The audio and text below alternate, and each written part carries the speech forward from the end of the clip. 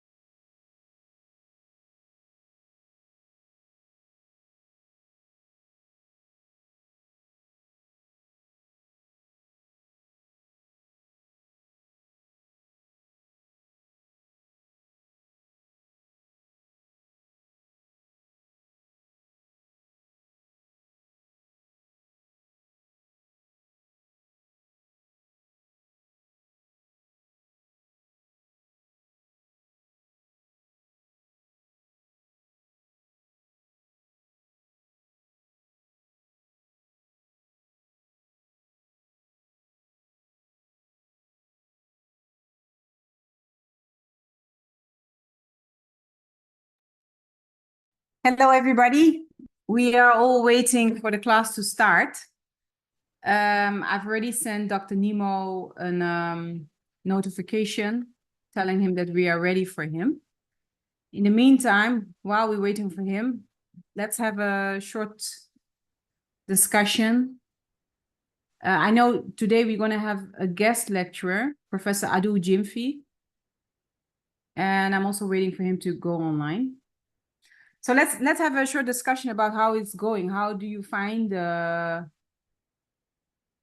teachings, the classes, and challenges that you have, challenges that we have to address? The floor is open. Hello, good evening, everybody. Do you hear me, Lisbeth? Yes, I can Hello. hear Yes, I you. can hear you. Well, I cannot open the video from Friday, last Friday. I could open it Sunday night, and I watched half an hour of it. And then Monday, I could not go in with the same password. So that's what I said. What? I cannot read it. Why do we have to have password to read our articles? Why did you The, just not set it open? Then it's easier or not? It's not working for me. the password is for because the classes, of course, are paid for. So not everybody has access to the lectures. I Uh, understand. But is it an idea that I don't know how good your connection is, that you download the moment you have access, you download the file. It could be a bit of big file. I've downloaded it one time and Yes, then it's I a big got, part. yeah, I downloaded it one time and then I got at least the audio file. You get an audio file and you get a video file, or maybe you can even choose. But it sounds, Right.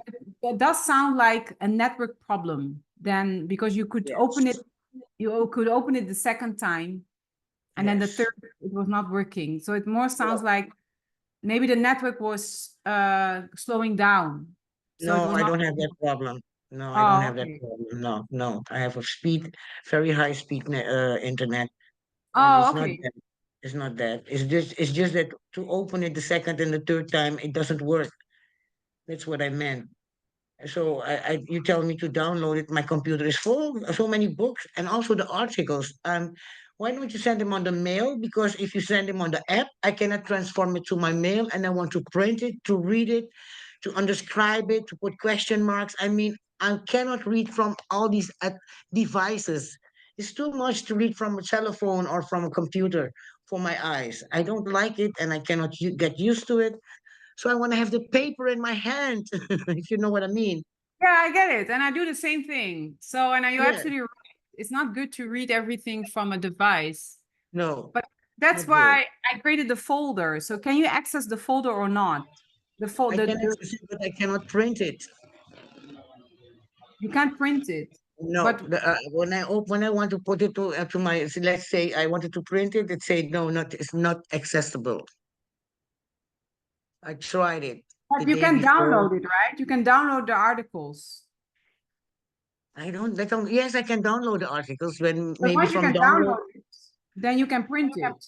I no, I tried. We downloaded and we tried to print it out, and it didn't work. But maybe was that day was that computer, but I'm gonna try it again. Thank you for your advice. I'm gonna try it again. So Yeah, my Friday class, I just have listened to half of it. yeah. Okay.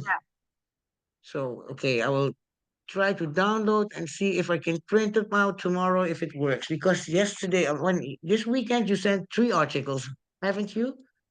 Yes, but One. we didn't get any reading assignment. So, No, that's what so I looked at. because the two articles I think are from future classes of Dr. Classes. Timo. Okay. Okay, So because one has 33 pages. I said, oh my God, 33 pages. I cannot read it today. And the one is short, the one from Mr. Cooper. Is that the one for today? no, that's what I'm saying. I don't think we have any reading assignment because I asked Dr. Nemo, what are we Mhm. supposed to read? And he didn't respond to my question. Okay, so today we have a guest. Today we have a guest lecturer. Yeah, and I'm waiting Yeah, for him. interesting. I'm ready for it. Okay, Yeah, thank you. yeah.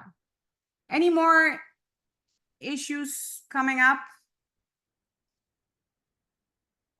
Or positive, positive as well as negative? Always start with a negative, of course, just like the news. Ooh, yeah, that's a headache. Hmm. The news, I don't want to start there. It's too much.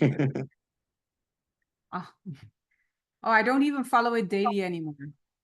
Yeah, it's better for your mind. Believe Much, me. much better. Much, much Yeah, better. And I'm much saying it better. as a former news hunter. Oh, you were that busy with it. I never believed in the news, so I don't have a TV in my house. I'm not really a news person, but I get apps from people, messages and videos and lectures. So it keeps on following you, even if you don't want to. If you don't want to be around politics, politics is with you. You know what they say about that. Yeah, yeah, that's a good Even if one. you don't get interfered with politics, politics will interfere with you in our lives. So the whole day, yeah, we see again what the world is doing with the globe, with the planet. And yesterday we had an eclipse. Have you people noticed that change? It started raining here in Holland. We had lightning, thunder, like around 12 o'clock. It was so severe, like Wow. severe lightning. And after that, it was quiet. And the Oh, eclipse happened in Mexico. It started in the North Americas, the line of Mexico, Texas. It went down there. So I don't know how the people experienced it yesterday, but they say a lot of sun flares is coming down to the planet. So we're in a deeply changing, we're going to evolve in a big change, a transformation of the planet, they say. We go see. We will see. exactly. We will see. They say yesterday was the official start of the Aquarius age. We left the Pisces and now we're going to the Aquarius. That's what they say. So we're going to experience lots of differences. People going to take that. We're going to think different. The wars have to stop. We have to be more one. Black people's time now is on. This time is now for us. They say this is the time for Africa. I see on television. I see on the news or on YouTube. Lots of young Africans are making blogs and talking about Africa. Yeah, I see a change coming there in the youth's mind. So yeah, I think we're gonna have a nice time for Africa with consciousness. I mean, spirituality, consciousness, and of course, we have to get back control. We have to take back the control. It's gonna happen.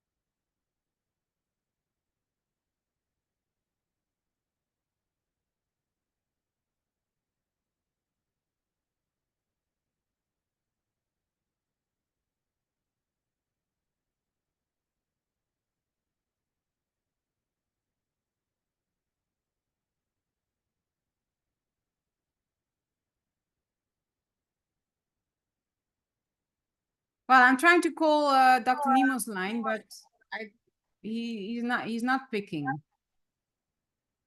I'm afraid we still have to be patient. Um,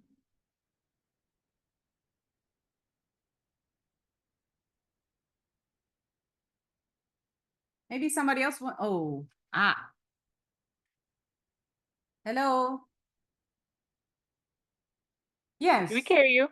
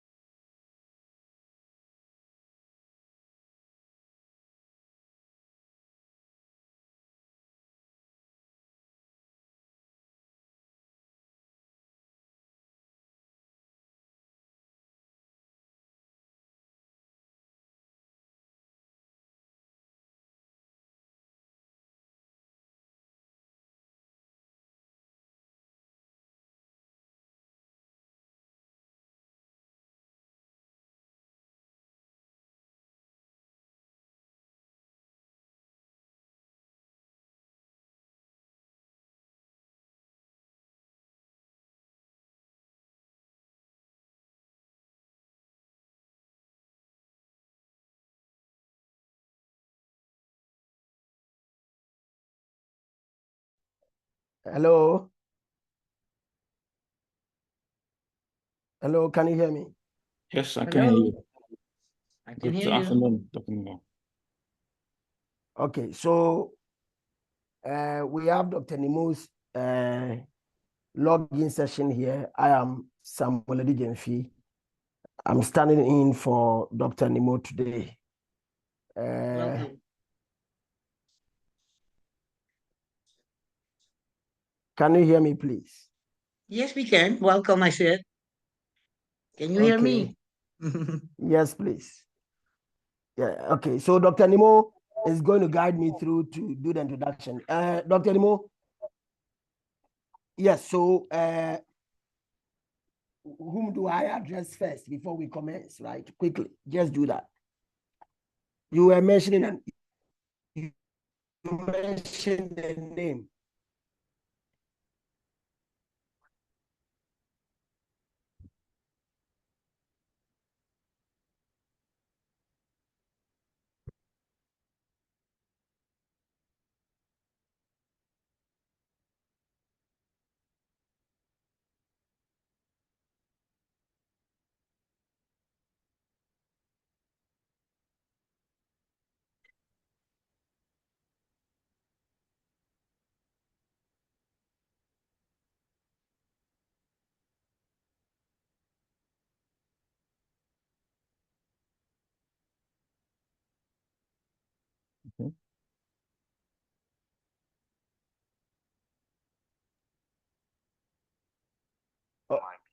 Okay. Okay. So sorry. Dr. Nemo was trying to speak to the class, but unfortunately, I think he could not. He was not successful. Right. So I am standing in for him to deliver the lecture on colonialism. And so I'm told Elizabeth will help me to co-host. Unfortunately, I will not be working with slides today. I will prefer that we have interactions based on the theme. Then possibly I have about not too much, maybe 5 or 6 articles that I will look forward to that you read, so that when I have the opportunity again, we'll have a deeper discussion in terms of tutorial section to really ground ourselves in some of the issues. Elizabeth, right? Dr. Nemo, it's Elizabeth I'm talking to.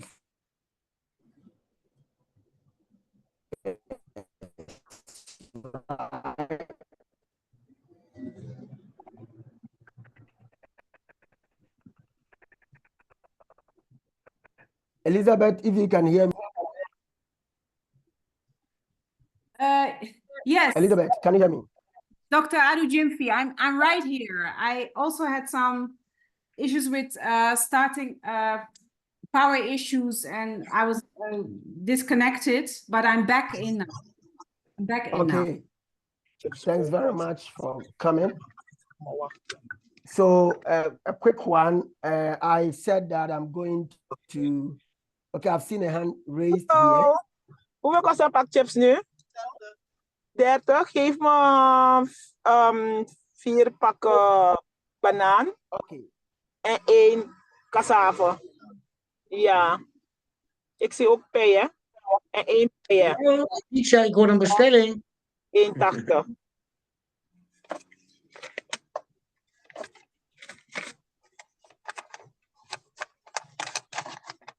Elizabeth, are we good? Yeah, Dr. Adu Jimfi, you can continue, please. Letitia, Okay. can you turn off your microphone? Alweer? Is het weer aan? Ja. Ja, je bestelt peien. I'm sorry. So I will just show you my face more, and I will. Yes, so that's the face. I think I resemble Dr. Nemo a little, right? I look like Dr. Nemo a little. Okay, so good afternoon, good evening, ladies, gentlemen. My name is Samuel Edijenfi. I am an associate professor of applied history at the Department of History and Political Studies, Kwame Nkrumah University of Science and Technology. In the interim, I have been working behind the scenes with your coordinators as a coordinator for the program for my college, College of Humanities and Social Sciences, and also for the Kwame Nkrumah University of Science and Technology.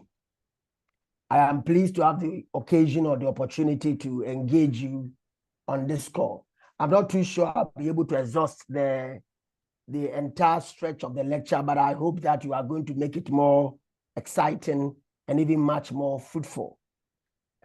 My boss today, Dr. Nemo, has charged me to discuss or lecture on colonialism.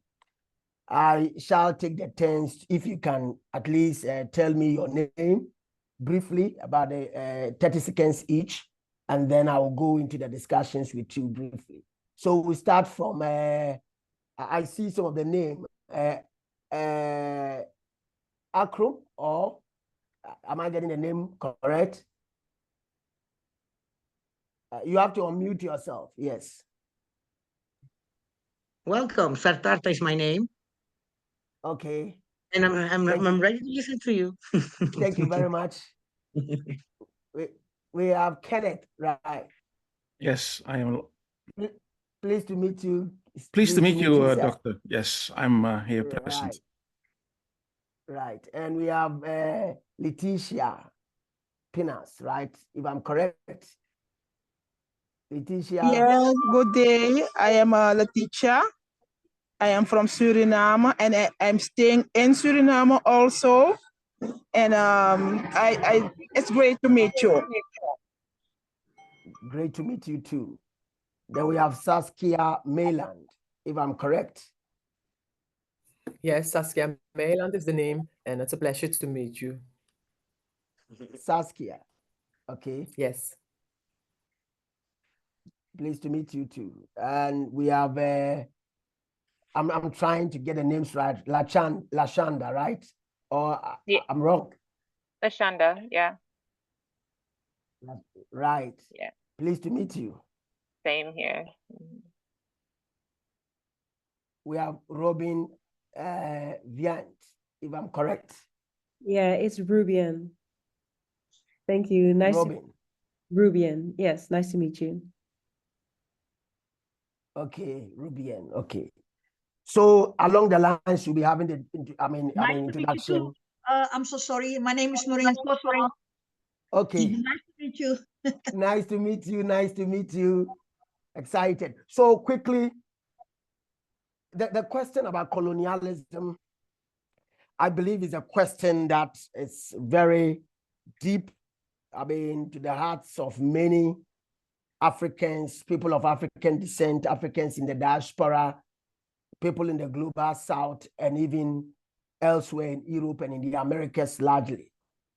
It is very essential to have a conversation around that, because many of our, or most of our challenges as a continent, as Africans, and for that matter, Africans in the diaspora or the global social structure and politics largely, they've been influenced by colonialism. So the fundamental question I think we are going to try to answer is what we mean by colonialism and what that really means to us as individuals, and also in our collective journeys as Africans or persons of the globe who have had diverse reasons or basis to interpret what we mean by colonialism. But on the first count, we understand that the outward forms of colonialism came about, as we all may know or might know, came about as a result of the imperial forms of expansion in the West. It came about as a result of the imperial forms of expansion from the West. And I will try to type something quickly as I speak. And so a lot of the times we realize that challenges that the world is facing today came about as a result of imperial expansion from the West. Two, a lot of the change in terms of the social, economic, and the political landscape of the world also came about as a result of the kind of imperial forms of expansion that, gave birth to colonization. So the question is that, what is colonialism? What is colonialism? And it's a question I want us to address our mind or introduce ourselves to. And I'm wondering if Ruben, Bient, or Maureen, or Kenneth, if anyone, Leticia, Satarta, am I correct? Yes, I'm correct. You're correct. If any of you can help us in your own estimation, your understanding about what colonialism is. What is colonialism? What is colonialism? Am I still online? What is colonialism? Hello. Yeah, for me it's how countries occupied other places and areas and explode the way they want to explode their own things in a political way, in a social way, in a culture way, every types of ways, and even creating their own languages and taking things over, really occupied areas. That is for me one of the things that is for sure colonialism. One of the things.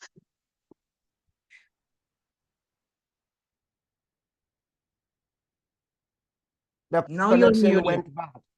Yes, the connection went bad. Sorry about that. So I was asking, I was asking what is colonialism? And I was asking if any of you can volunteer and tell us what your understanding about colonialism is, right? To me, it's the as I said before, I think colonialism is that countries occupied other areas and in many ways, in political way, in social, cultural way, and philosophic way, for their own languages, especially as one of the things that is very important for them, and really taking over areas. That is one of the things that is for me colonialism. Minimal. So thank you very much. And have a lot of exploitation in on local places and all these things, and yeah.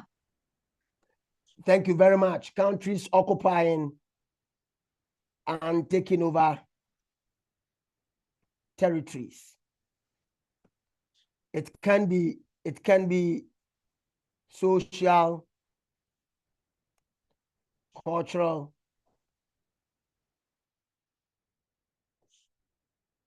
philosophical.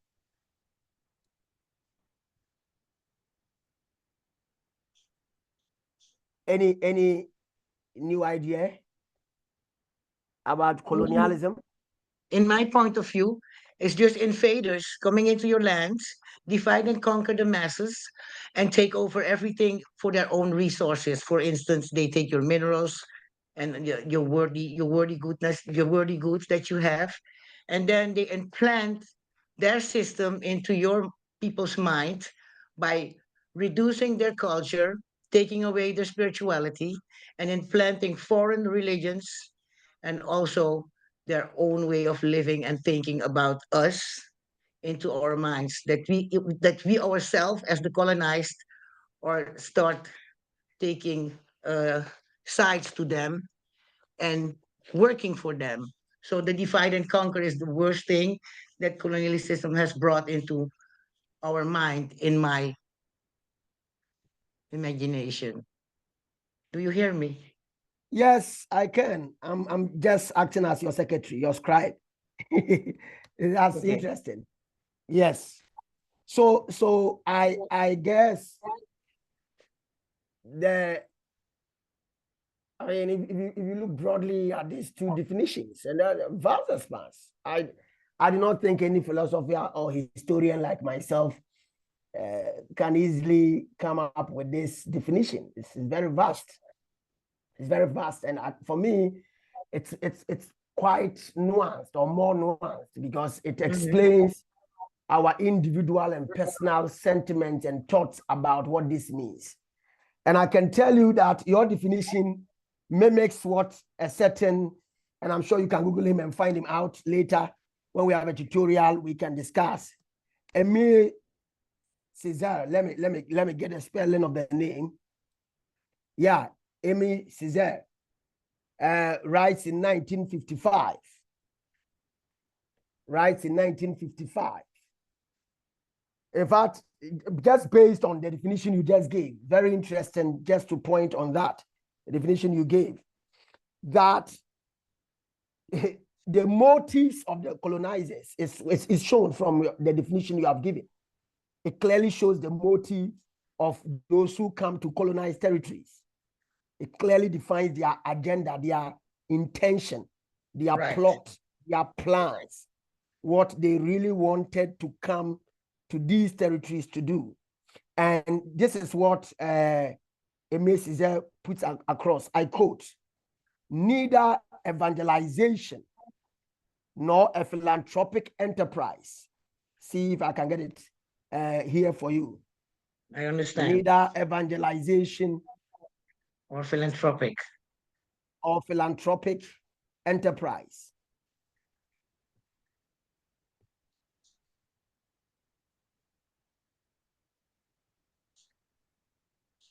Nor a desire to push back the frontiers of ignorance, nor the desire to push back the frontiers of ignorance. These are some of the thoughts is bringing: ignorance and tyranny. Tyranny, yes. Yeah.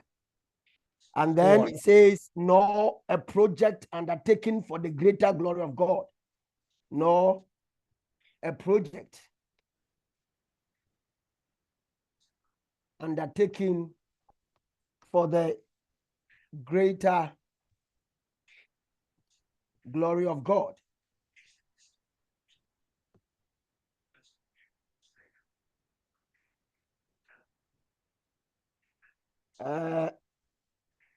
Then he says, or an attempt to extend the rule of law. Their rule of law, you mean? Yes.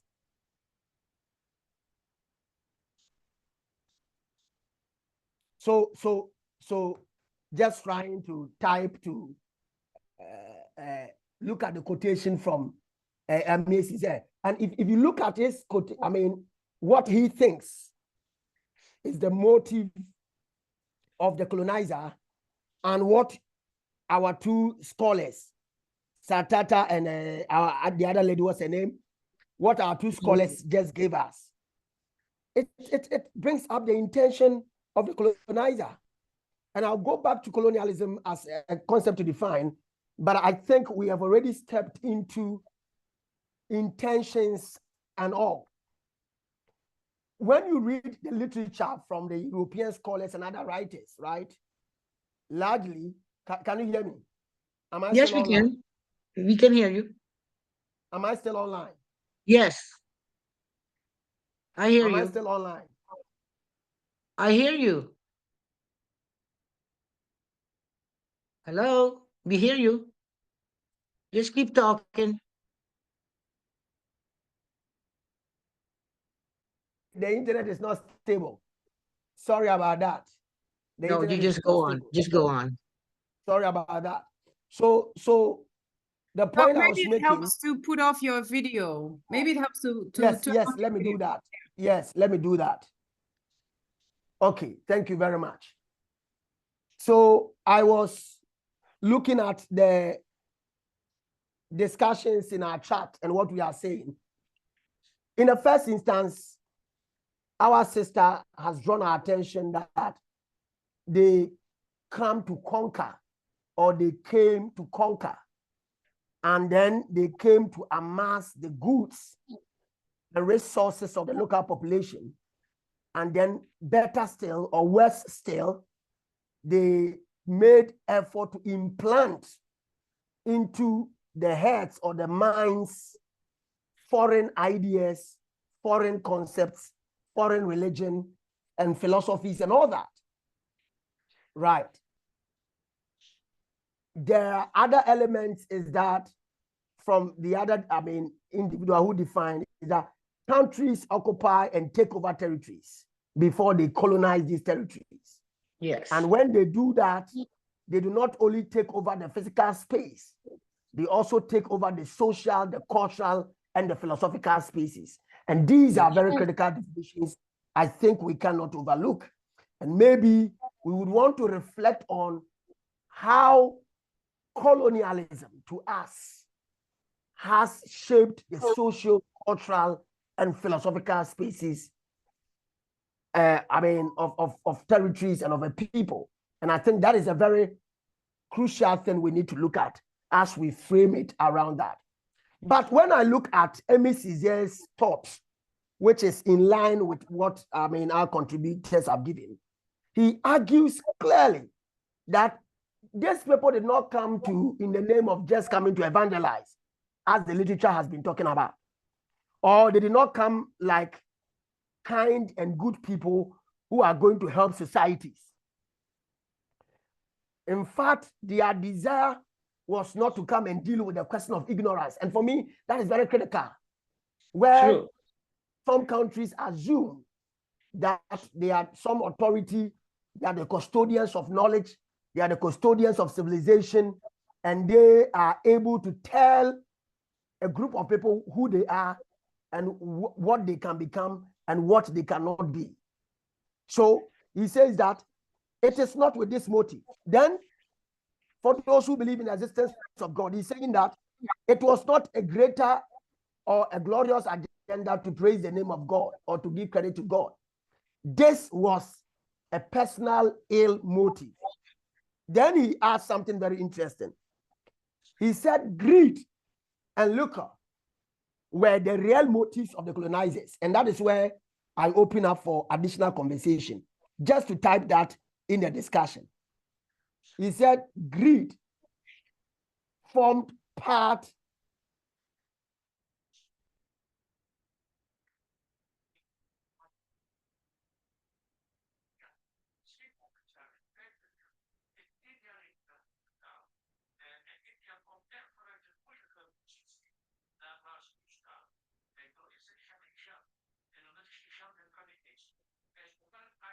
Doc, we can't hear you anymore. I don't know if you are still online. If you're still talking, I don't see you and I don't hear you. Doc, you're not, we can't hear you anymore. Just when you were starting to talk about Lost you. We've lost okay. you. I am back. Okay. I am back. Okay. So he said greed formed part, and liquor formed part of the agenda. Greed and liquor formed part. In fact, that was their main agenda. And liquor was their main agenda. So I ask you another question. What were the real factors that pushed them to colonize territories beyond what Aimé Césaire? What are your own local knowledge about the factors which pushed them to colonize territories? Any additional thoughts? We'll be grateful. I think poverty in Europe. And they had weapons. Poverty in Europe to go and look for food and to look for more, they were in a deep state of very, very poverty, in very, very poverty. And they had weapons to travel the globe and ships. Yes. Yes. So they had an advantage it's a good with point. weapons, ships, to go as Okay. pirates around the world, and they so-called called them traders, but they were no traders. They were just pirates. It's a good point. In many respects, if you can hear me, in many respects, you realize that technological advancement or knowledge, yes, which ought to have been shared, rather became a tool, right, which was used by the Europeans to colonize. And here I am going to share with you an article I published. Let me go online quickly. Just came to me, and see if I can share the link with you. 1, 2, let me do this quickly. And share with you quickly what some of my good. Let me see. So I look at ship technology, right, and how that shaped the Atlantic, if you like, slavery. It's not a subject I'm looking at, but I'm just trying to look at some of the challenges or setbacks technology from its initial stages in terms of ship technology contributed to global discourses or global trade and all that. And so it's a very interesting paper I'd want to share with you. Let me see. Where is it? It's getting all over. Okay, let me go to Google Scholar and find it. Somebody gave me ship technology. Right.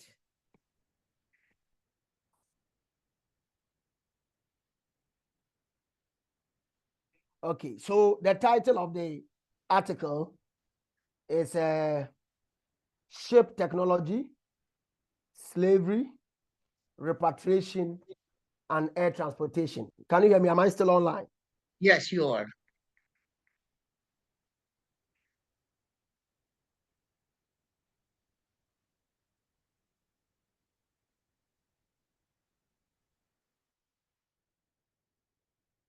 Because the ship industry was very big those days.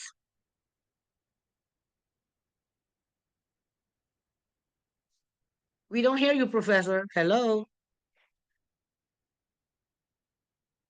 Hij is er weer uit, denk ik, Lisbeth. Yeah, but it looks like he's online, but oh yeah, now he's on. We kunnen hem niet horen.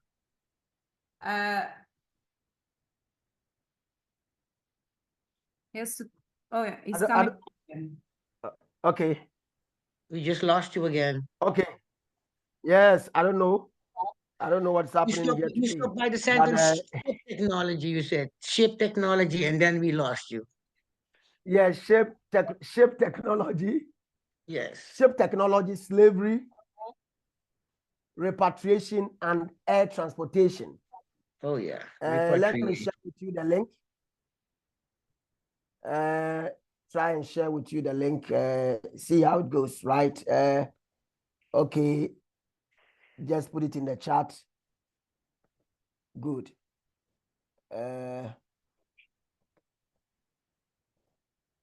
Here we go. Yes, it's there. Can you see it?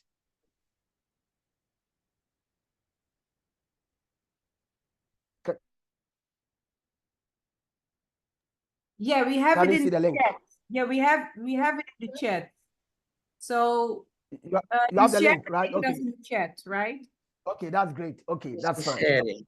I just wanted to be sure if you have it. Okay. So with the advancement in terms of technology or in terms of developing their spheres, instead of sharing knowledge, communicating knowledge, they rather chose to use that not only for adventurism. Yes, we could even use the word adventurism because they were just interested in coming to a certain sphere in the name of adventure. And when they came into those spheres, they took serious advantage of their territories. Give you an example. You can look at the Aborigines of Australia and how Great Britain really dealt with them.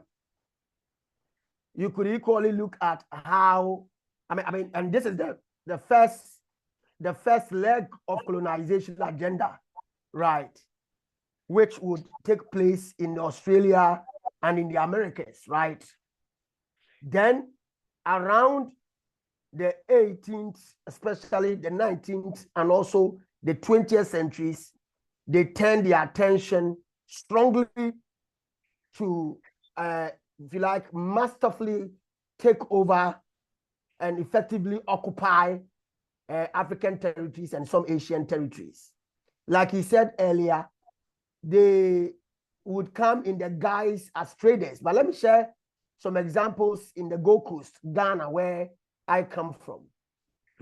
Now, yes, initially you find groups you refer to as traders, and you find the Portuguese coming, you find the Danes, the Dutch, and all the other groups coming in, and sometimes they will have negotiated arrangement between themselves and the local chiefs they meet in the local areas. And when they meet these chiefs, they make some promises. For example, Ken Agri of Cape Coast, when they met Ken Agri of Cape Coast, Ken Agri was the chief or the king in charge of the coastal territory of Cape Coast. Cape Coast is a coastal town in Ghana. Yes. And when he had discussions with these Europeans, from time to time, he made them know that the territory as close as to the wall of the Cape Coast castle belonged to him. And from time to time, resisted these Europeans. But they used trade as a major strategy. Then again, in the name of evangelization, they will go into territories, open the territories up for their governments to effectively occupy these territories. And these were some of the strategies that were deployed. The second bit, which is true, is that in the case of the Gold Coast, for example, Asante was a dominant power from about 1695, the latter part of the 17th century, up to the turn of the 20th century, the latter part of the 19th century, up to the early part of the 20th century. So by 1901, Asante had been crushed by the British. But you would realize that these British will side with some of these coastal towns to fight Asante on one breath. In another breath, they'll be exploiting the local people and all that. So they formed part of the divide and rule strategy to make sure that they are able to conquer the territory. So they forged alliances with some chiefs to fight other chiefs and vice versa. And that became a strategy they used to colonize territories. The other point was also where some local chiefs themselves ceded their rights to these Europeans in the name of protection, signed some, if you like, agreements, like the Bond of 1844, which was signed by some Fanti chiefs at the coastal region and the British. So they use different strategies and ways, if you like, to get involved in local affairs and to administer the territories. Now, you look at King Leopold of Belgium, a small country like that, and as compared to Congo. Look at Congo. And they had sophisticated ammunition or weaponry at the time. And so when Lobengula and the other local resistance put up a force or a fight against them, they used the Maxim gun, or they used guns to fight them, to destroy them. And in the same way, if you come to the Gold Coast, they used the cannon fire to fight the local people and decimated life, or killed a lot of people to take over territories and all. So they use intrigues, they use trade, they use sometimes evangelization, and what aided their enterprise was sometimes sophisticated weaponry and all that. Give you an example of the Saguenay Wesley War, which was fought between Asante and the British in 1874. You realize that the sack of Kumasi, the burning of Kumasi by the British, was purely needless. Right. They moved from the coast. Saguenay Wesley arrived somewhere January, and then by March he was returning. He had finished his expedition, and when he went to Asante, they looted the treasury of Asante. They stole the treasury of the people. These sources. Kumasi had a lot of money. Asante had a lot of money. In current estimates, they stole millions of dollars or pounds to Great Britain. So they had a looting agenda. They had a divide and rule agenda, and they used several intrigues to take over these territories. When they have, like the definitions you gave, brutally taken over territories or used intrigues to take territories, what they then stepped up to do was to formally constitute a government. And we know that in the case of what we call, and quite, a neo-colonialist narrative we still share, even as academics or intellectuals or students of history, is that they divided us into British territory, French territory, German territories, Lusophone territories, and all that.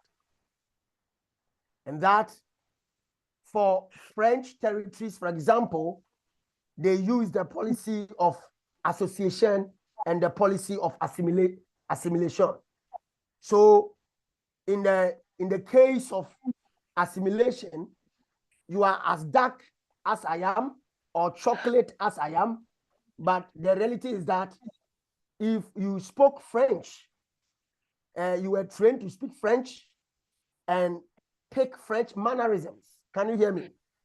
Yeah, we can hear you. Then you're accepted. Yes. Can you hear me? Yeah, we can hear you. You said if you take if you mimic them, then you are one of them. Can you hear me? I can hear you. Hello. Can you hear me? Yeah, can you hear me? Yes. Okay. If you spoke French and you had French mannerism, you could visit the mainland. You could visit the cosmopolitan France, and you were considered a citizen, so to speak. And then they apply French systems and structures. Today, in so-called Francophone West Africa, the currency they use is the CFA francs. And France is in control of the financial reserves of these independent French West African countries. Till today, yes. Till today. And so fundamentally, we understand that that is what they came to do. The current 44-year-old Senegalese president is saying that he intends to stop that relationship and looks forward to stopping trade and transactions with the CFA francs. And as I speak to you, the agenda to have a common currency in the Economic Community of West African States, ECOWAS, has not seen the light of day because of the CFA francs model. So part of the colonialist agenda, the colonizers' agenda, was to, yes, take away the resources of the local population, and that we know, just as you shared with us, took away the resources of the local population, and they took raw materials. You'll find my recent publication again on Oxford Encyclopedia of African History on food and agricultural history of Ghana since pre-colonial times. Let me share the link with you. One of my latest research work. But I just have a in question. Oxford Encyclopedia of African History. I have a question. And in that work, I tried to argue there's a among other question. things. You see Sorry, that there's a the question. British colonial administration was interested.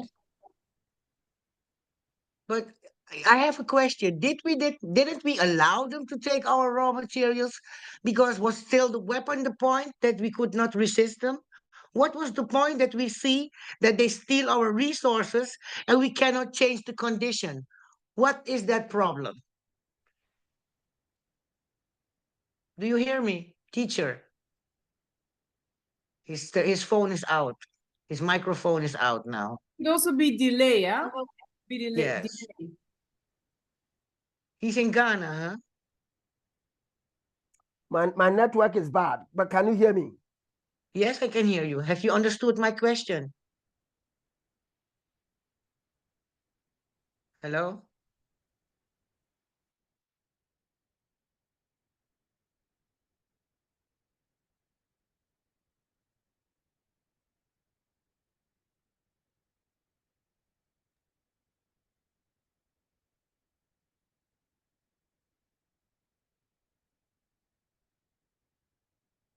I am back. I am back. I am I back. hear you. Can you hear me? I hear you. So they took raw materials and they encouraged the Africans, the indigenous Africans, to get into cash crop farming against food crops, And I just wanted to share with you the link of my recently published work. Quite interesting and revealing because you ask yourself what is really happening in terms of how Africans were treated. These were produced, and when they were produced, they were not processed into finished goods or products.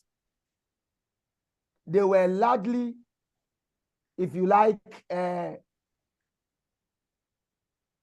shipped abroad. Can you hear me?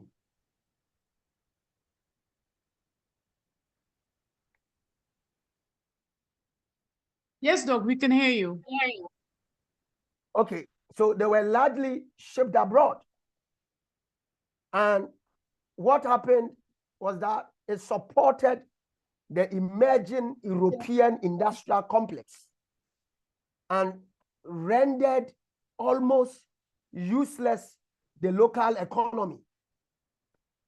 So sometimes if you look at the colonial literature, you are likely to think that some colonies like the Gold Coast was better off, but it is not true because the exploitation rather benefited the Europeans who had a better part of the bargain because they made us go into cash crop farming. I've shared a link of the other article if you have seen it. I've just shared it. Just shared it. So they rather took advantage of us and encouraged us to go into cash crop farming. So they encouraged the increasing planting of cocoa. They encouraged increasing if you like, planting of rubber. They encourage the increasing planting of oil palm plantations. These served the purpose of feeding European industries. They And not encourage us. the planting of coffee and some existing European organizations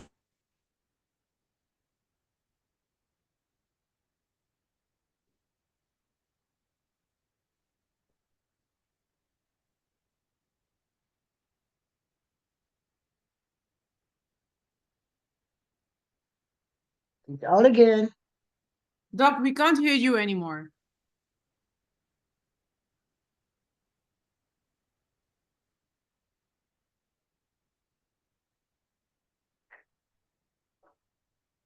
Can you hear me now?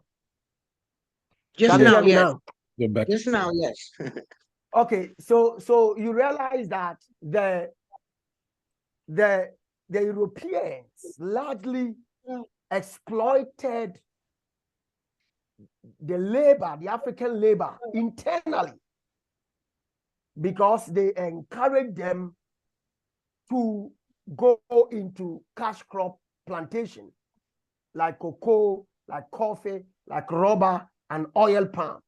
And in territories where they had also conquered, like even the Americas, the Caribbean, and other places, they would encourage some cash crop farming and plantations to feed their emerging industrial complex. They found a place under the sun to expand their, influence and power, but more so, they exploited both the natural and the human resource in these territories. And that they did it successfully through the establishment of their forms of government. And I need to also touch on that.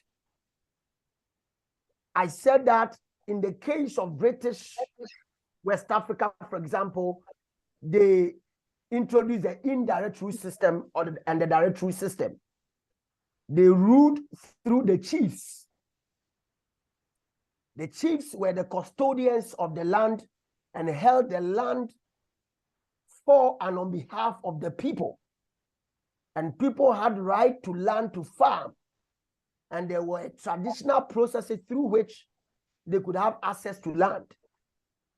When the British took over, they found ways of annexing all the lands in the Gold Coast to put it under the Queen of England. And that would face a lot of resistance through the Fanti Confederation, especially the Aborigines Right Protection Society, ARPS, and later, post-1940s, after the Second World War, you see the political party formation through the United Gold Coast Convention. But before that, we had the National Congress of British West Africa that had key actors from Ghana, Sierra Leone, Gambia, Nigeria, and others leading the front to fight for independence. But fundamentally, these people found ways of taking over the territory and administering it through the chiefs. And they made the people to pay tax, direct and indirect taxes. And sometimes they were faced with, reprisals from the local people. Sometimes too, the chiefs who collected the tax on behalf of these colonizers were also corrupt. And were faced with some resistance and all that from the local population. So you realize that the colonial narrative is an amalgam of many things. One, they wanted to exploit the local people. They wanted to expand their sphere of influence. And more so, they did not necessarily have a humanitarian or philanthropic gesture, as some have arguably tried to propose. I have written extensively on Christianity, if you like, on the Gold Coast and the influence of Christianity and all that. And there are very interesting pointers to this discussion when you look at colonization. I know I'll leave the floor for you to come in to share your thoughts and make your pointers clearer to us and your own personal experiences and thoughts in the present times. But you realize that one of the things that was affected adversely was local knowledge, or what we refer to as the indigenous knowledge systems. And I'll give you an example in the case of the Gold Coast. I'm also a health historian. When the Europeans came here, especially the Portuguese, when they came in the earlier period and all that, around the 15th century and the 16th centuries onwards, Pieter de Maris and the other European actors who came to the Gold Coast understood clearly that the Africans in the Gold Coast were able to produce their own medicines to cure themselves. Give you an example. They could use the leaves of pawpaw. They could use the seeds of pawpaw. They could use stems, bark of trees, and herbs to prepare concoctions and decoctions and other medicaments to heal themselves. In fact, the Europeans themselves were cured with the use of these herbal medicinal preparations. Unfortunately, you may want to read the work of, what's the name of this guy? The title of the article is Struggle for Control. John Jansen, and then you may read Jansen, and you may also read some of the works on Green, John Jansen and Green. And also, if you look at some of the earlier works, okay, I need to admit this person. If you look at some of the earlier works, they write about health and well-being in Africa. That was one of the areas the Europeans, through colonization, tried to capture. Why? Because if they did not capture, Africans would be able to take control over their own healing systems, and even in the foreseeable future would have controlled the global healing systems. And when COVID-19 occurred, we saw that when Africans were not dying, BBC Africa was saying that Africans were not dying because of their poverty, not because of their local knowledge, not because of their own local knowledge systems. When Ghanaians, for example, had been able to, produce what we call the Nimiba medicine, and it was curing COVID, the world did not hear about it. Even our own government did not talk about it. But Africans here were using it, and COVID could not decimate us. These are essential narratives that even in the 21st century are pushed under the rugs, because that has been what I refer to as the neo-colonial agenda. In the 1930s, for example, when there were emergence of groups like Healers Association, who were pushing forward for registration and licensing and for investment for them to improve upon their herbal medicine and herbal knowledge, the British colonial administration said they were not interested. But at the same time, in the 1930s and the 1940s, they were investing into tropical medicine in Great Britain. If you Google my name, Samuel Dijenfi, I've written extensively on some of these things. And if you read the work of Abena Dav Osio Asare, you'll come across a lot of the African narratives on healing traditions and all that, and many others you can find online. One area the Europeans also capitalized, and took advantage of was in this sphere, where they made sure that African medicine, African herbs, African local knowledge and philosophies were drowned instead of giving praise and investment into research.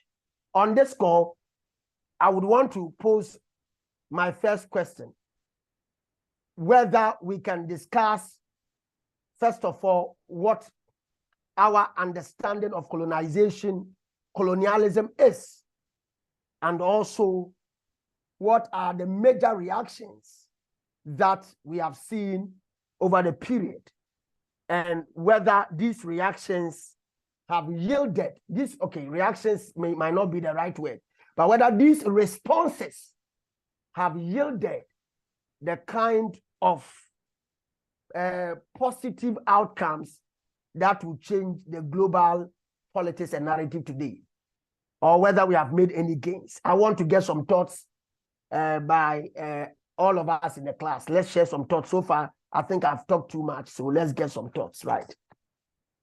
Kenneth, you want to speak? You are permitted, please. Oh, thank you. I was also wondering, will we have a 10-minute break for just, I call it release ourselves, but maybe we can schedule it after the answering round that we do now? Yes. Yeah. Okay. So my, the whole colonialism project went hand in hand with the kind of a global economic system where the capitalistic system, they demand that you have a class which only works and produce, and another class which owns the means of productions.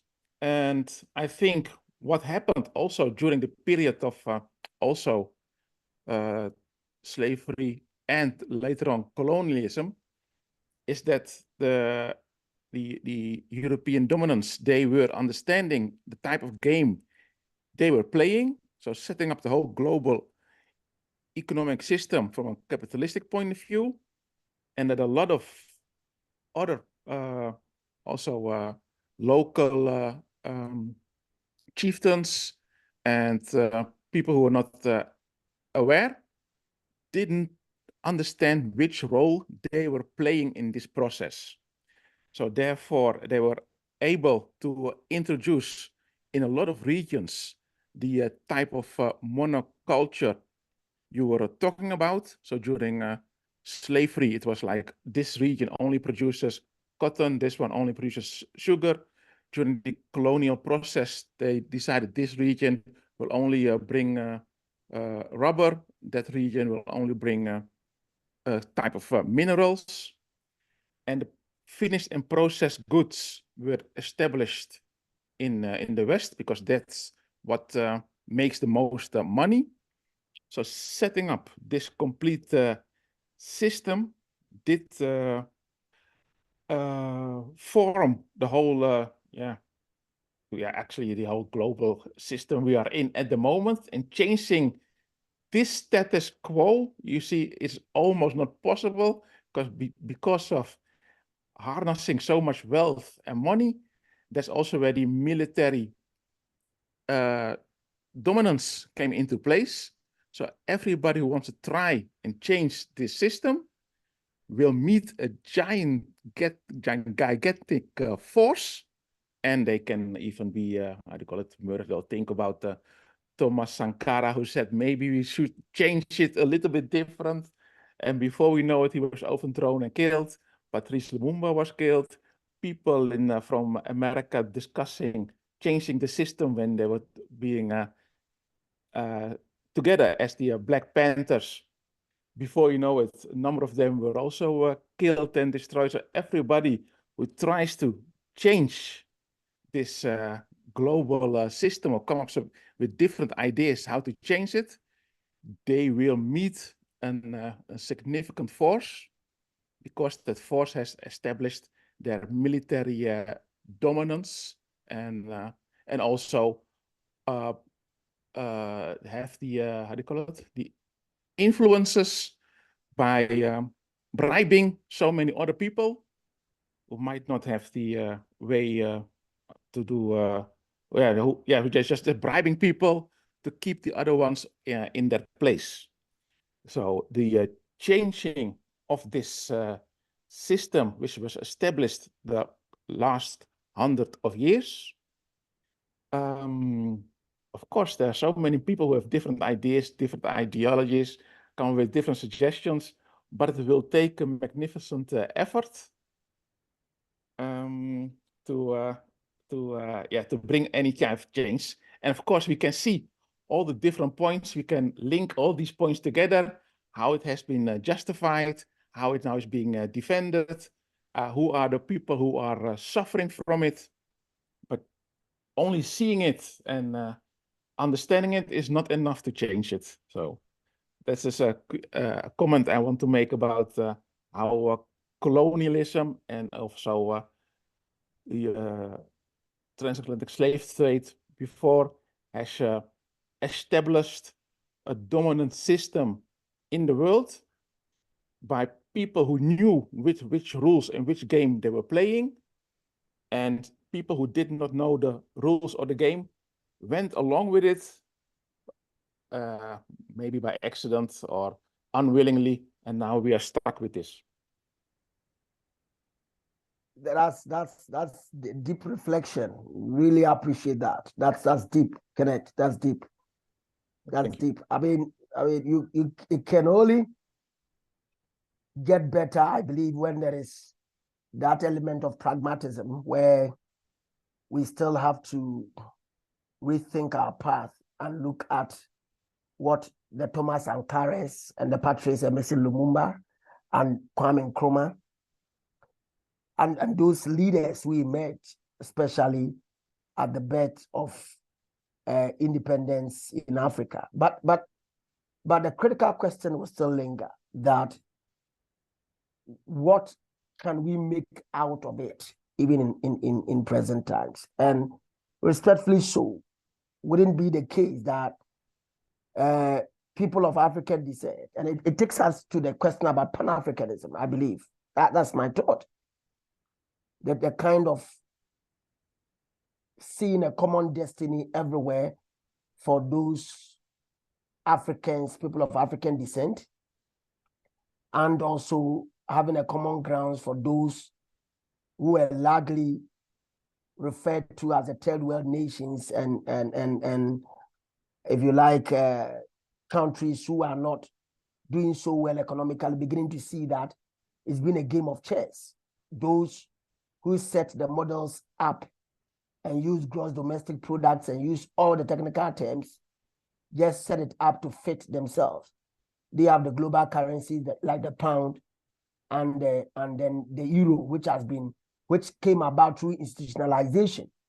Great Britain's pound gained traction through colonization, and America's dollar also gained traction through trade and the market forces over a period. And so fundamentally, how can we, for example, begin to look at the global South trading among themselves and trading significantly and strongly to push the economic frontiers? I think these are critical questions people have asked. How can there be military cooperation, economic cooperation, technological cooperation, and all that? Discussions have come about around the defunct OAU and the now African Union, which some have said is a toothless mongrel or a toothless bulldog. Others have talked about the fact that ECOWAS has existed over some time, but has not been able to even build a common currency in terms of trade. But the CFA francs is powerful and doing well and alive within this period. So today, we may not have these countries on our soil, but it seems to me that we still produce much more raw materials. There's less industrialization. And if there are even industries coming up, largely, we are also beginning to see China emerging. Mm-hmm. Is China, for example, going to have a 10-year hold over the continent and over formerly colonized territories? These are essential questions. Are the Chinese, the Russians, the new friends of the South Africa and the other groups that are coming up?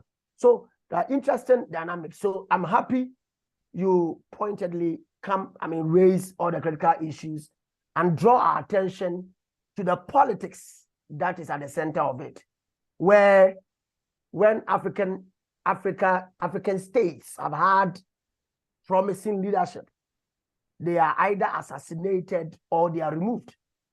And these are stories we cannot bury. We have to be confident about it and at least have open discussions about them. And sometimes when you dare push the narrative, it becomes a conspiracy theory narrative. I've never been comfortable with the death of Magufuli, the Tanzanian president. I've never gotten over it. People have given scientific basis for his death and all that. But there are critical questions we need to answer.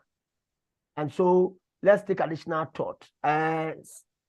Satata Akram, right? I've seen that you have unmuted yourself. If you want to share some thoughts, let's take your thoughts.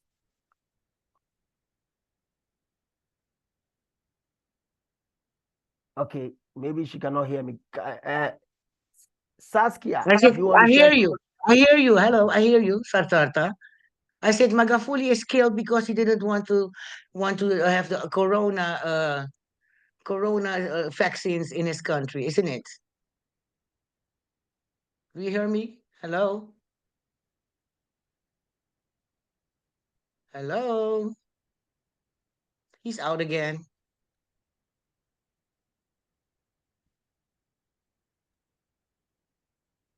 I think it's delay actually.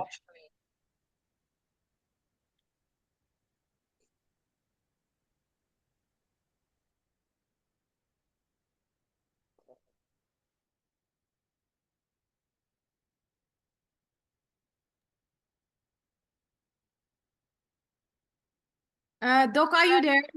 Could you hear the question?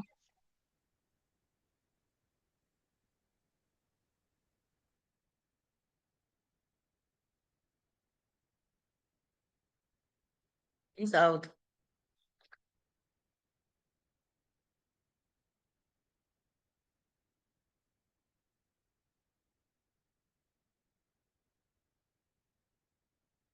Can we have a break then? You're right, Saskia.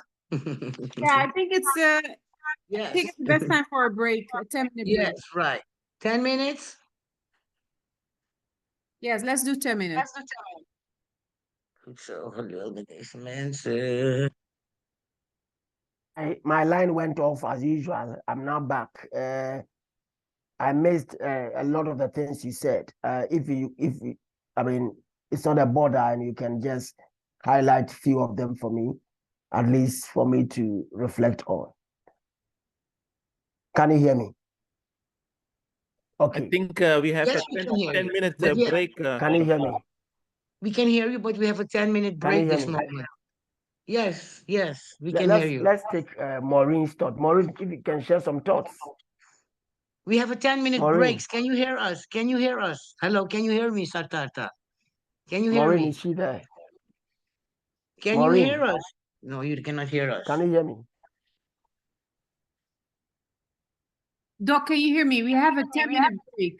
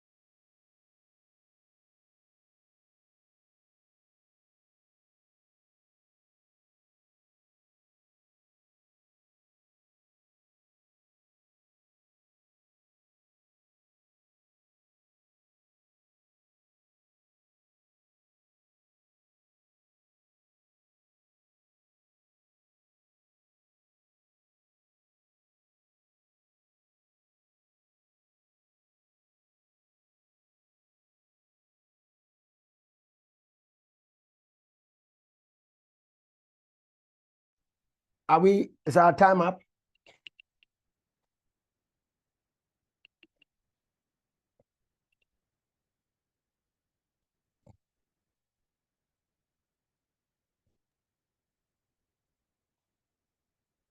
Yeah, I'm back.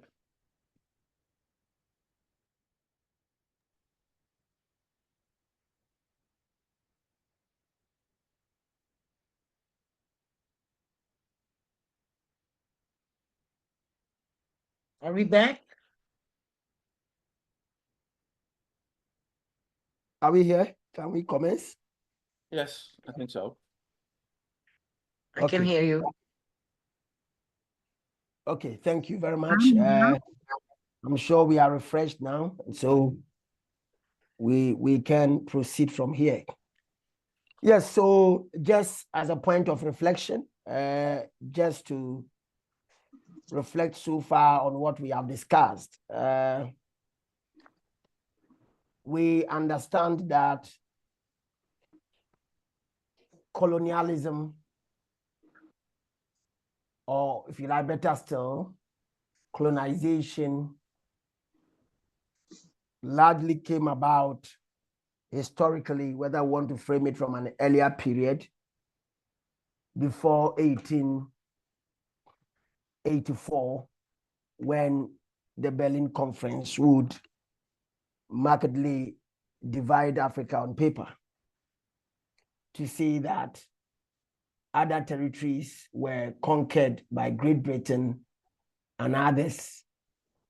And in Australia, you have a deep conquer among the Aborigines. And then you find also in the Americas. But beyond this period, you would also realize that interest shifted into other broader areas in Africa and Asia. The major themes or issues that have come up in attempting to define what colonialism is the fact that it involves a power or a country or a state conquering and dividing a territory and eventually annexing that territory and forming a government to control that territory. And here I said the arguments of our sisters who set the tone supports that of Aimé Césaire, that neither evangelization or philanthropic enterprise nor the desire to push back the frontiers of ignorance and tyranny, nor a project undertaken for the greater glory of God or an attempt to extend the rule of law as found in the West were not necessarily the major drivers. And that the main driver, according to Aimé Césaire, is the fact that greed and liquor pushed them into some of these territories. We've attempted to discuss from much more nuanced sources in addition to what we've talked about. I made reference to my article on ship technology and also slave trade and repatriation and all that.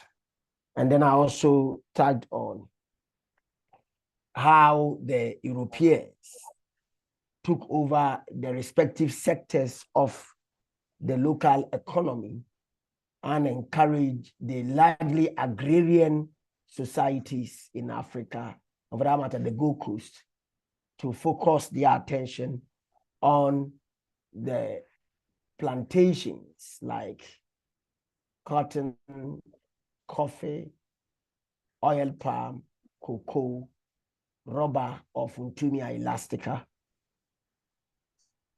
among others. These were driven by, as Kenneth dropped in very significantly in terms of his reflection that the existing global powers or forces who were the owners of the bullion or capital dictated the pace. The capitalist model was crying for extension and expansion. So you have a lot of trading societies and groups and companies coming into Africa to trade, and also in several of these colonized territories. They came with the finished products which had been produced out of the raw materials which were largely supplied from the African territories and the Caribbeans and other territories which had been strictly colonized by the Europeans. The owners of the means of production, here he argues, dictated the colonial project. And that in itself is a critical point. But earlier, I talked on the role of local chiefs, which he had also reflected on and emphasized the fact that the local chiefs, under the political structure set up by the British in particular, in the British West Africa, or largely British Africa, the indirect rule system enabled them to rule through the chiefs, i.e. taking taxes, implementing colonial policies and bylaws and all that.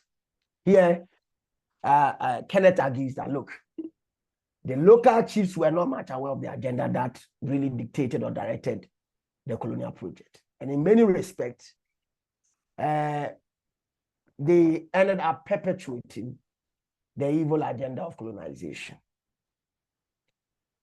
As much as possible, finished products were made from the West, and Africans became the producers of the raw materials that serviced European industries. These dichotomies, I believe, they've not changed. But the fact is that the project that continued would face resistance, something I reflected on earlier. Some of the resistance that the colonizers faced came from the Ken Agris, who were chiefs at the time.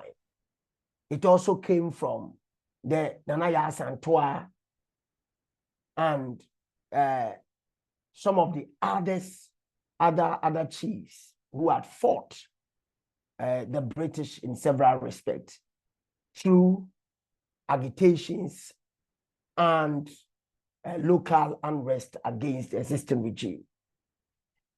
We saw something that was left maybe at the periphery, but very central. The European agenda to indoctrinate, to take over the local territory, to push aside indigenous knowledge systems and all that. And also sometimes where there was evangelization, numeracy, literacy, and other factors gave birth to merchant princes who had played a role in European trade. In the case of the Gold Coast, you find these are mulattoes or half-caste, or European and African mixed race union produced children. And these largely became middlemen in some of the local trades that occurred across Africa. And the Ghanaian example, you can find John Capes and the other chap whose name is just gone. But even in religious circles, you find Christian Proten, who I believe was of, I think, Dutch origin, and also had also a grandmother becoming a priest. So catechist and priest began to emerge from the local people who began to dictate their own local Christian religions and philosophy which existed or they had come to meet. But along the lines, the discussions that I said would have been equally important was the need to throw in Pan-Africanism, the Dubois, the Marcus Garveys, and the others. But on the continent, the struggle had taken different phases. The Fanti Confederacy, the Aborigines Right Protection Societies, all these were fronts in the 19th century, up to the 20th century, where you'd also see the youth leagues emerging on the continent, very youthful population showing interest in the independence of their own country. And you saw the drive, the zest for change also coming about as a result of Africans fighting side by side these Europeans in the World War, breaking that jinx, they doing themselves the honors and fighting better than their European counterparts. But the changing economic trend post-World War itself also dictated a lot of initiatives and also exacerbated the local struggles. So you had strikes, you had demonstrations, you had political party formation. And in the case of the Gold Coast, now Ghana, where I sit, it crystallized or culminated into the 1948 riots, where the Africans boycotted, looted the shops of Europeans and Syrians, for that matter, in Greater Accra, led by Nico Abnabone, who was the chief, a Ghana chief, right?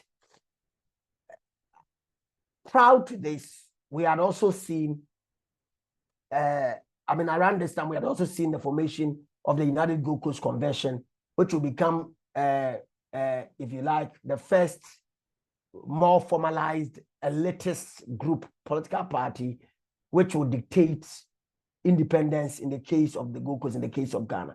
But their counterparts, right, either in Nigeria or in Kenya and Ethiopia, and better still, if you look at Egypt and all that, had a certain crop of leaders, right, who saw the Pan-Africanist ideal and the African Union agenda in many respects, even though you find the Morovia group and the Casablanca group emerging at the outset of the formation of the OAU in 1967. So fundamentally, there were challenges, but you saw new crop of leaders who were educated mostly on the continent and sometimes mostly outside of the continent. And they formed part of unions and groups, Pan-Africanist groups that were burdened and having conferences, right, both in UK and in US and elsewhere, pushing the drive for the common African destiny agenda. But by the time of independent Africa, the Kwame Nkrumahs and the others were removed, something Kenneth talked about, Patrice Lumumba, Thomas Sankara, and all that. The politics is that if you have the right thinking political leaders, then they can shift the narrative. And for me, that is critical. So one author has argued that the impact of colonialism cannot be terminated abruptly in 1 day or 1 year. And that independence is not marked only by a signing of agreement or treaty. I don't know whether you agree with that. If we can begin to reflect on that. So one author says that we cannot argue that the impact of colonialism can be terminated abruptly in 1 day or 1 year. And even further argues that you cannot say that there is independence and even decolonization. That's right. In a day or a moment. If you can comment on that, we'll be grateful. So let's reflect on it from here. Yes.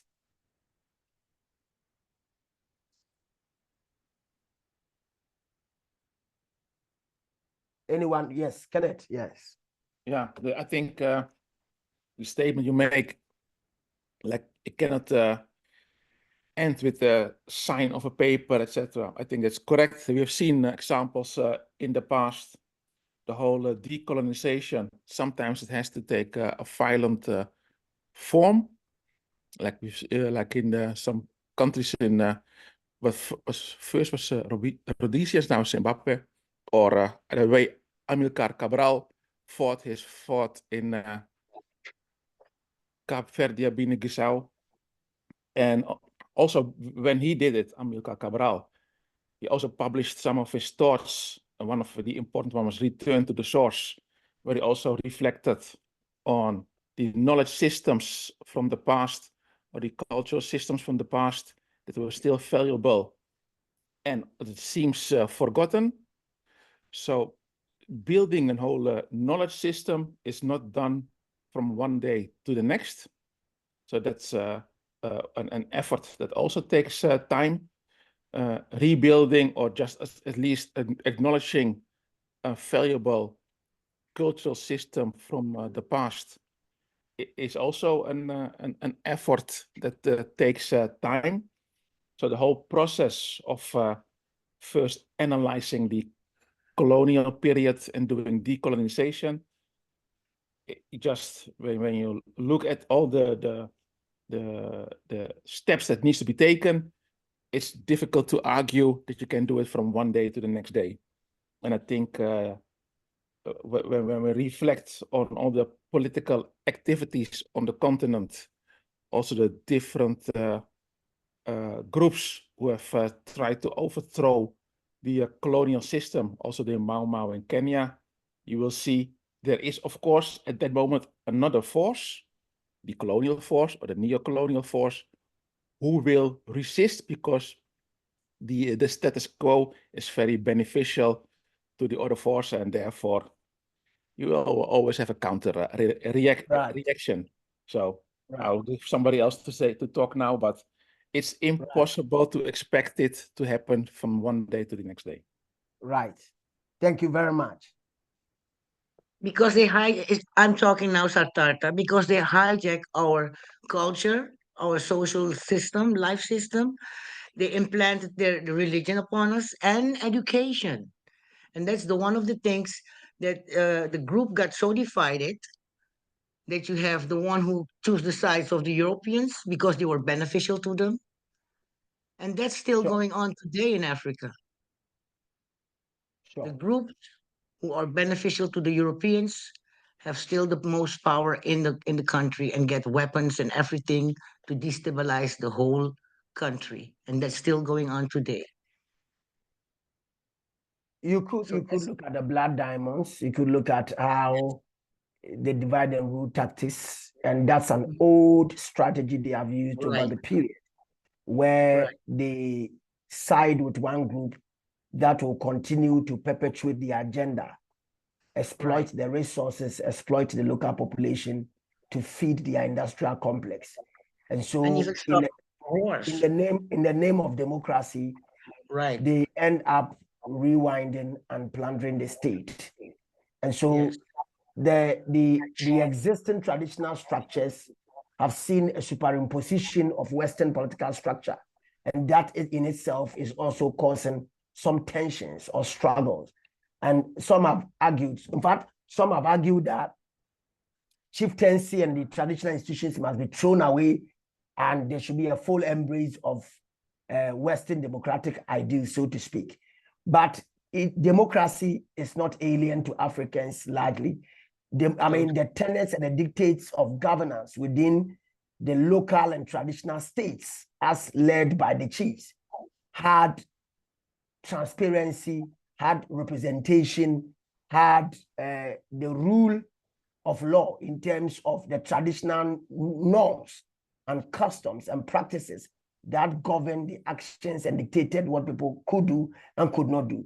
And again, there were punitive actions and measures that were taken against offenders. Largely within that framework, the local laws was what the people held. And then they interrupted it with their foreign laws. In the case of British West Africa, the common law, so to speak, was imbibed or imported wholesale, and the people had to swallow it hook, line, and sinker. Along the lines, you see amendment and all that. But you find also in the political structure, a Westminster system.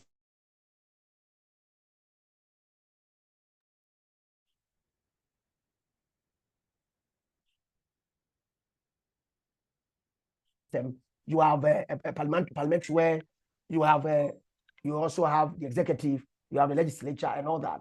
These were largely embedded within the local law, in the chieftaincy system and all that, and they have their own nuance and how they played. However, that structure which we adapted to and began to follow dictated its own challenges and its own issues. Where do we place our chiefs, for instance, today? Who are the local leaders? Who are the custodians of the land? And all that. Have they become virtually ceremonial? What roles can they play?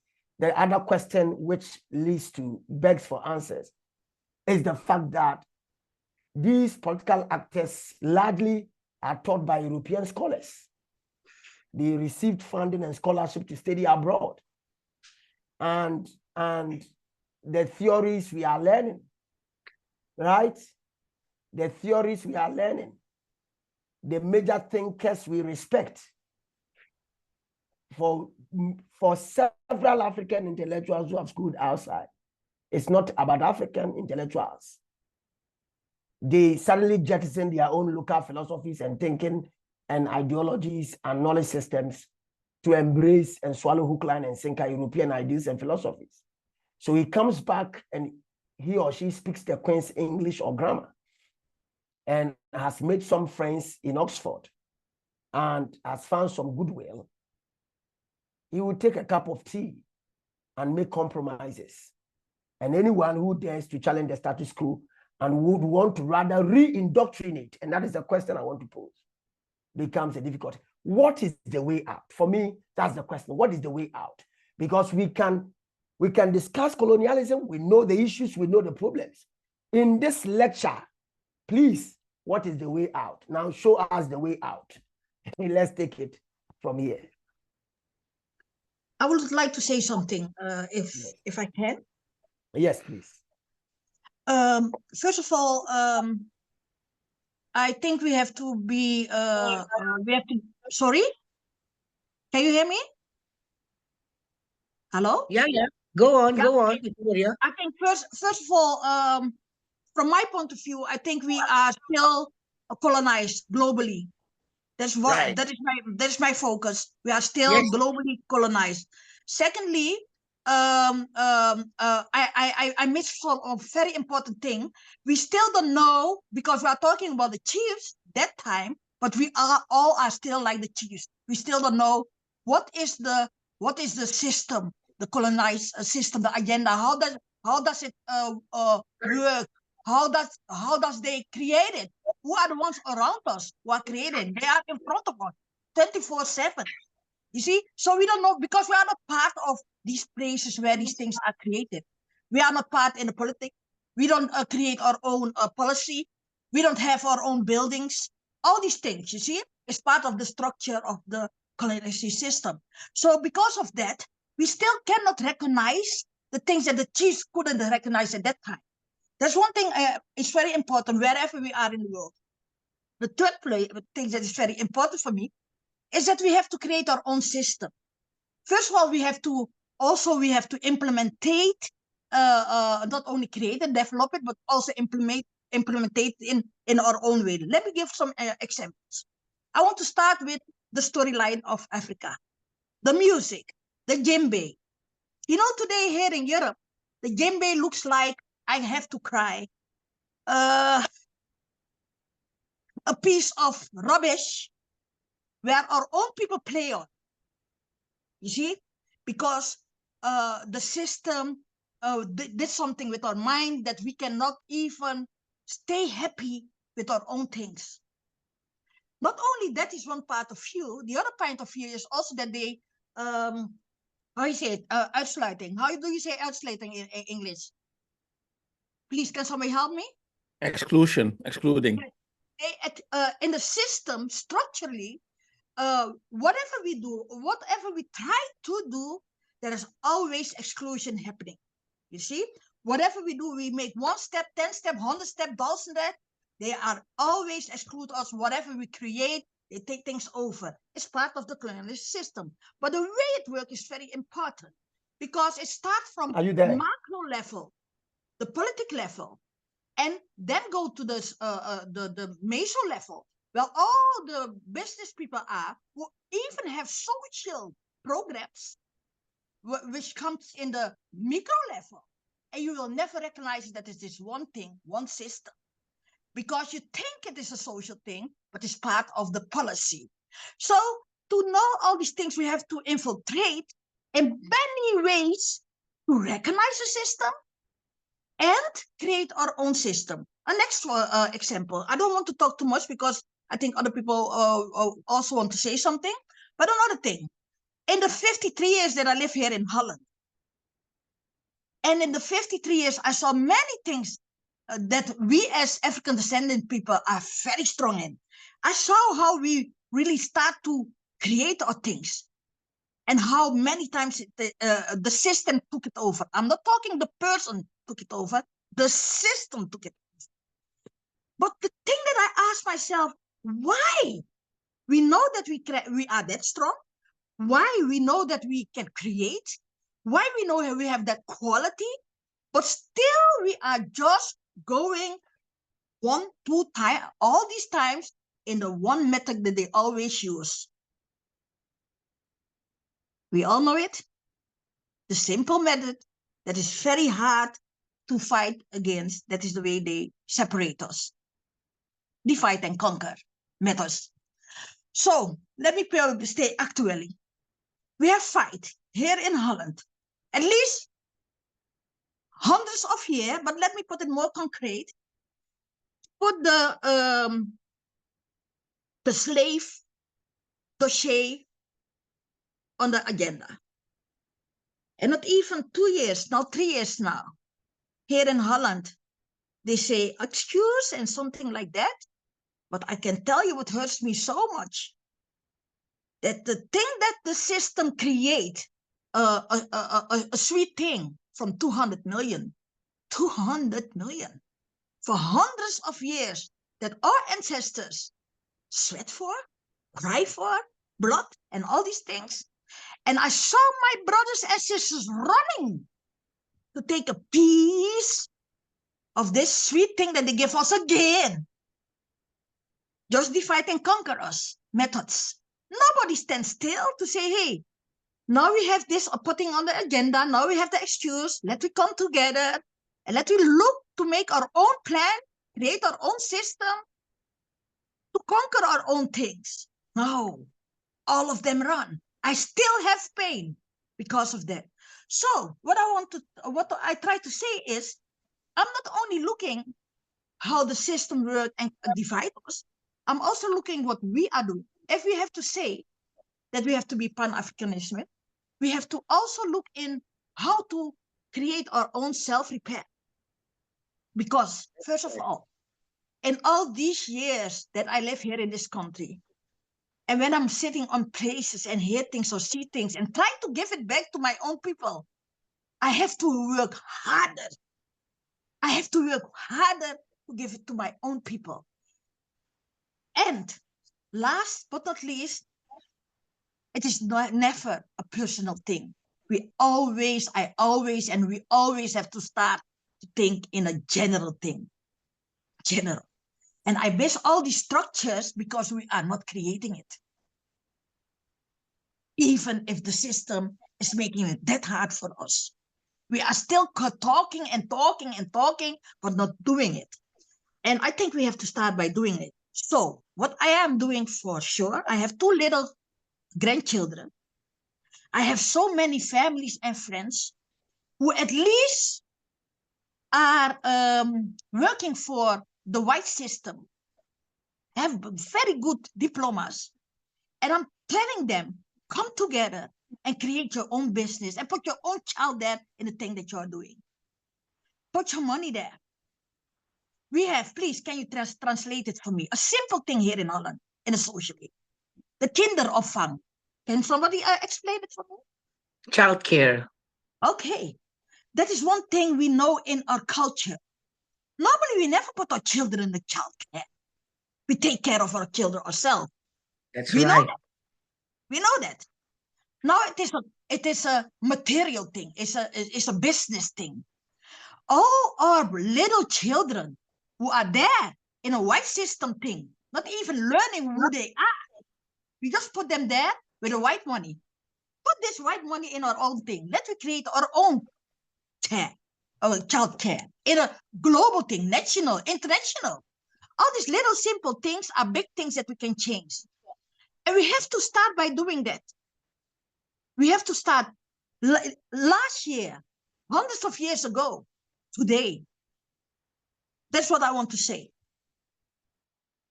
Oh, That's deep, right? a lot. That's deep. So let's take another thought. Let's take another thought, please. I think our mind is corrupted still. We are still colonized in our mind, and that also makes a division between us. The people who studied in the European system, they think they are educated, but the education they had, of course, is from the European perspective. If we could change that narrative and use that perspective and build our own communities, for instance, start doing our healing process, because we all scattered and we all scared of each other. We don't trust one another. So how can we come together to validate what we need as a people? For instance, the slavery, the what they call the transatlantic slavery is now on the agenda. And if I look at it today, it's not a global agenda. We all scattered all again in our countries, Suriname and then Barbados and Jamaica. Everybody talks. Now we have this common world, but we're still not on the agenda to work together on our emancipation in our minds. And this is one of the things that we should look into, because yeah, we have so many people who wants to be spokesperson for our groups, but many of these spokespersons are Europeanized in the sense of in their colonized mind. That's what I have to say about this.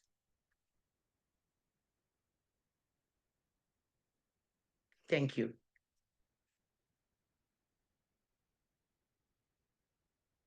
You hear me? Hello?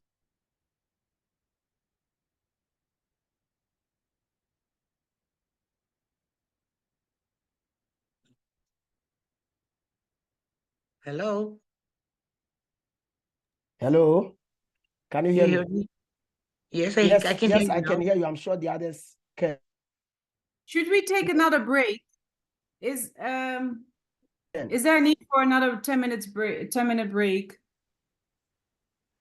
We got 45 minutes left.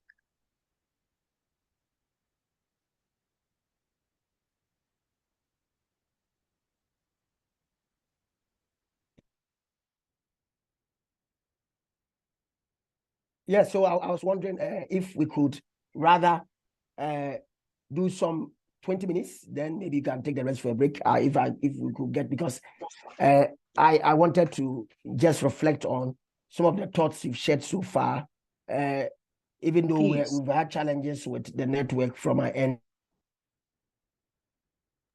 Sure, that's fine with me. I also have. But for example, hour I'm and interested in.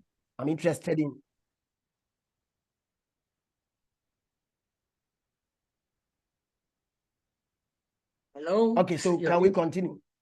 Yes. You're interested in? So can we continue? Kindly continue. Yes. Yes, let's continue.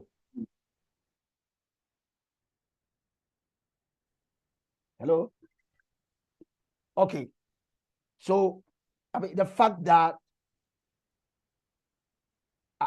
there was a word the other speaker used, maybe I did not get it right, but it inspires something. I mean, to create our own self-repair,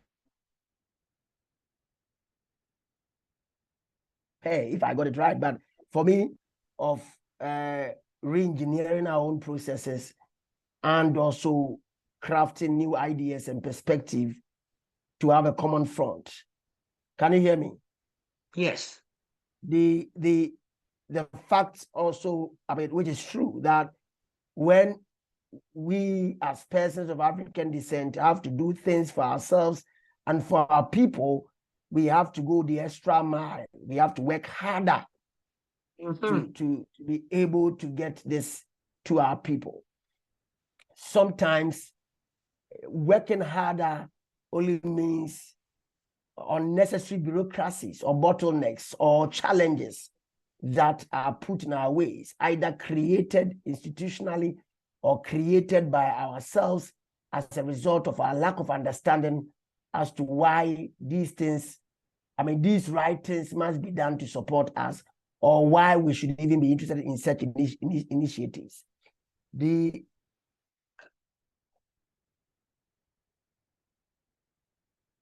other bit is that, Satata, you touch on, we must work together, and working together, we must work on our mind, and we must work towards social and economic,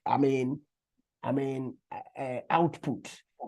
And that would require deliberate leadership from the kind of alliances you talked about between Jamaica, Barbados, and all the other enclaves, including even those in the homeland, like Ghana, Nigeria, and all that.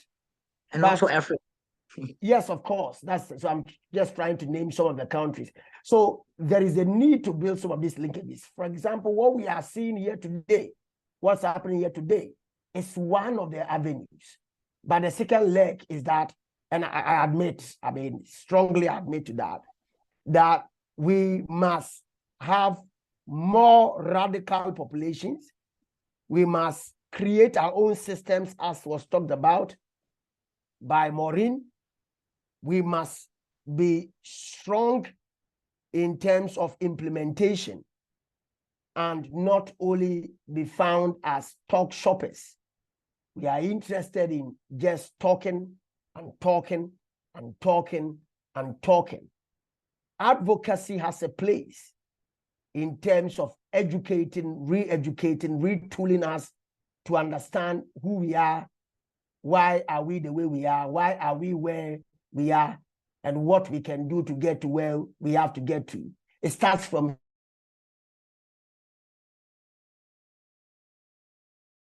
here. But when we have done that, we should be visionaries. Did you hear me? We should not just be visionaries. It is good to have a vision. Please, can you hear me? It is good to have a vision. However, vision alone is not enough. We've had great leaders with great visions, but when it came to implementation, they were found wanting. So what is lacking, largely also on the African continent, and I share your thoughts and sentiments, is the question of lack of implementation. Let us not only, like one of you talked about, let us not only be interested in passing laws and policies and bringing up good ideas, but let us be interested in rolling our sleeves and putting our hands to the anvil or to the plow and begin to work and get results out of it.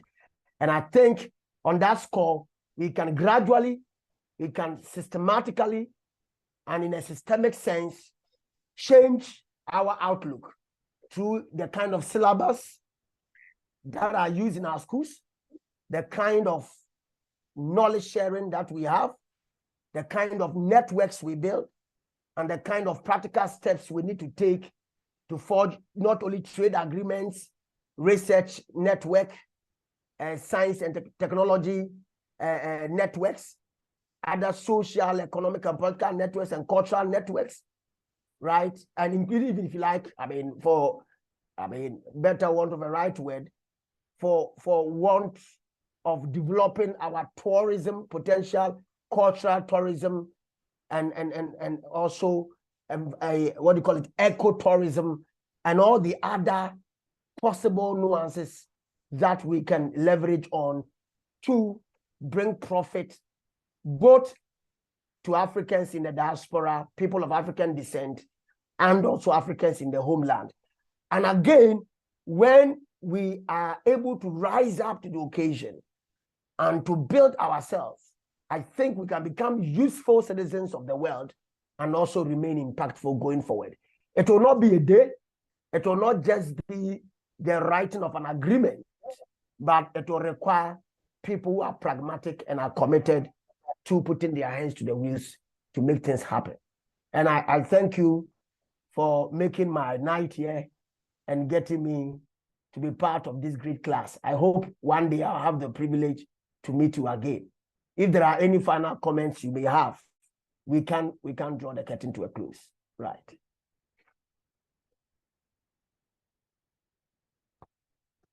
I would like to make a comment, Dr. So yeah, I think the group, as far as I could hear, agrees about the way the situation is as is, and that talking and planning and having a vision is not enough to move to a next stage. And thank you very much for getting this discussion up and getting all the people to speak, because also from a scholar point of view, I think you were very much an activist. So that's why I was enjoying the session of today and hearing your thoughts about Pan-Africanism, and also the way people have to, because yeah, I think the thing is, these prospects that people have, or the promises that the current system of colonialism and neocolonialism gives to people about wealth and status is tempting enough for them to still cooperate with the system. And an alternative vision is not that often materialized or pictured enough. So people are afraid for any type of alternative, although a number of scholars and statesmen have written and talked about it. So that is a challenge that we have to overcome also through education, but more importantly is build networks and put the hands together to come to an alternative system against the current neocolonial state of affairs. But yes, I am happy that we had the discussion today. Thank you very much. Thank you very much, Kenneth. Thank you. Any other person would want to add additional remarks before we leave here?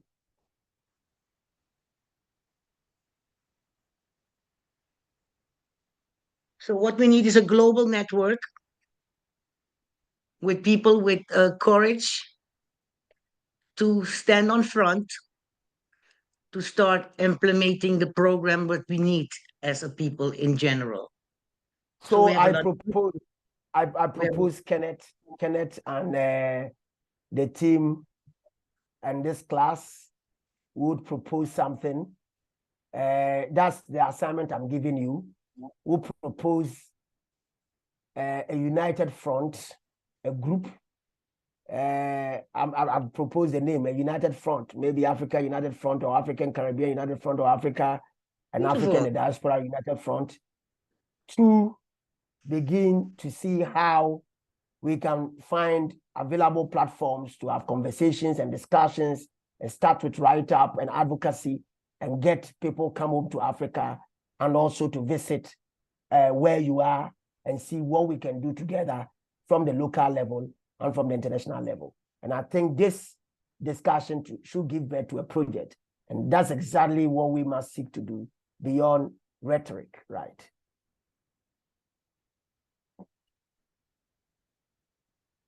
That's for sure.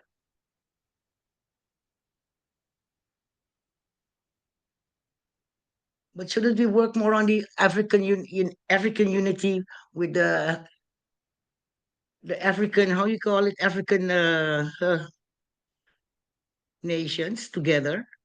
Of course, that is fundamental. In fact, there are existing unions. You have the South-South, bloc in the Southern Africa, Eastern African bloc, Western African bloc, and Central African bloc, and they all crystallize into the African Union. So you see that.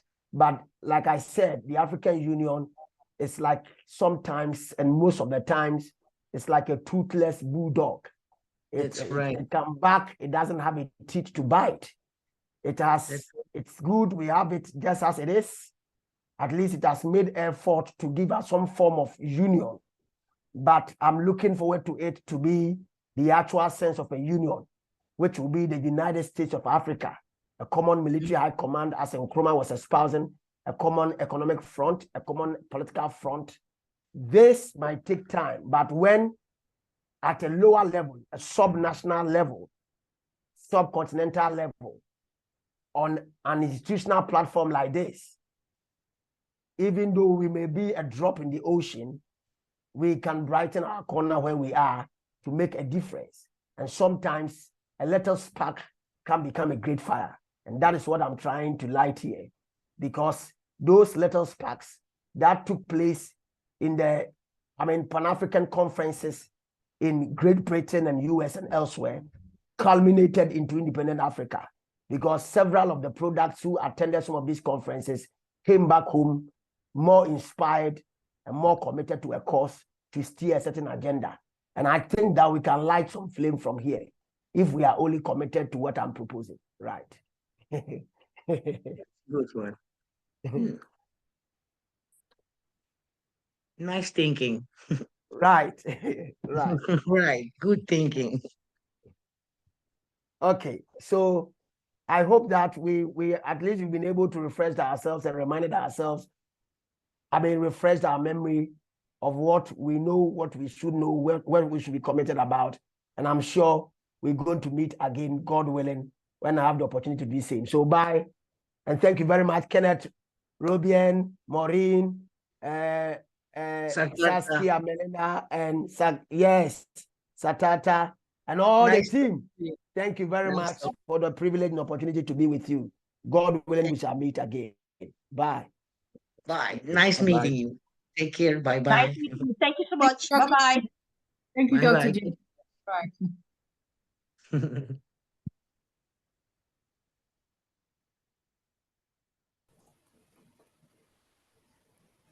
Are we finished?